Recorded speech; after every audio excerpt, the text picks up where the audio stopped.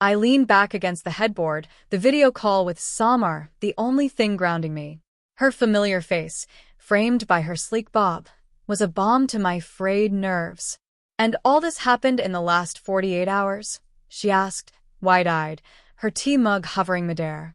I nodded, letting out a heavy sigh. "Yep. All of it." Samar took a sip of her tea, her brows furrowing in concern. "How are you holding up, Leyla?" "Really?" Exhaling, I rubbed my temples, the tension of the last 2 days weighing on me like a physical burden. Mentally, I'm exhausted, completely and utterly drained. Moving to Velmorne, the whirlwind of that wedding, if we can even call it that, and now dealing with him. Him, Samar repeated with a raised brow. "You mean Kai? How are things going with him?" I twisted the ring on my finger, my lips pulling into a grim line. Could not be worse. Samar set her mug down, leaning closer to her screen. "What do you mean? I thought you two were okay. You seemed fine before." I huffed a humorless laugh. "That's the thing.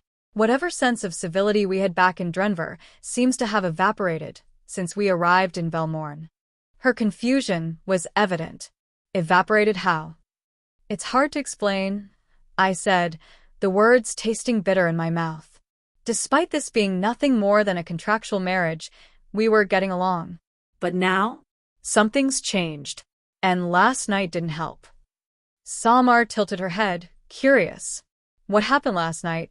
Heat rose to my cheeks, and I looked away from the screen. I saw him with another woman. She was all over him, touching his face, his chest, his shirt. Her mouth fell open. "What?" "I thought you both agreed. No other relationships?" "He wasn't sleeping with her," I clarified quickly, annoyed by the way my heart sped up at the memory. "He was injured, and she was fussing over him like he was a broken doll or something."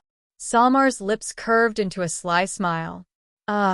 She said, drawing out the sound as she leaned back.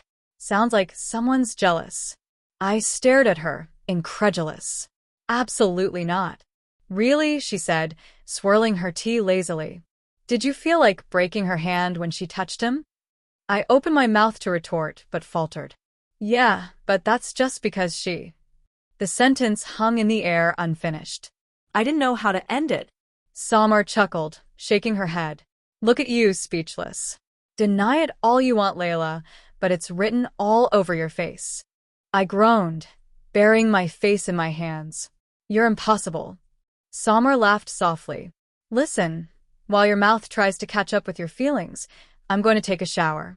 But let me say this, if you even feel a twinge of something real, maybe you should take a chance on it." I dropped my hands and glared at her. No way. He's made it clear, multiple times, that he doesn't have time for anything real. This marriage is for a year, and that's it. Samar's expression softened. "What if you're wrong? What if he's holding back, because he's afraid too? You're both human, Leyla. And, yeah, the men in your life so far haven't been exactly stellar examples of masculinity, but—" She hesitated, as if choosing her next words carefully. "He saw one headline and came running to rescue you. That says something, doesn't it?"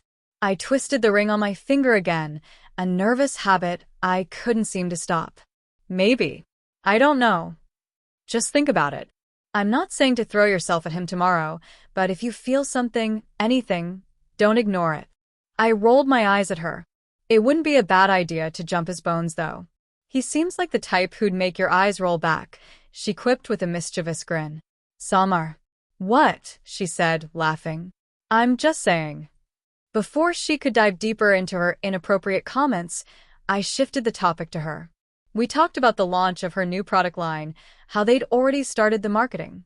After about another hour, I bid her goodbye, ending the call. But even as the screen went dark, her words lingered. Could I take a chance on Kai? Did I even want to? The truth was, I didn't know. All I knew was that whenever Kai was near, my body and mind reacted in ways I couldn't control. And that scared me more than anything else.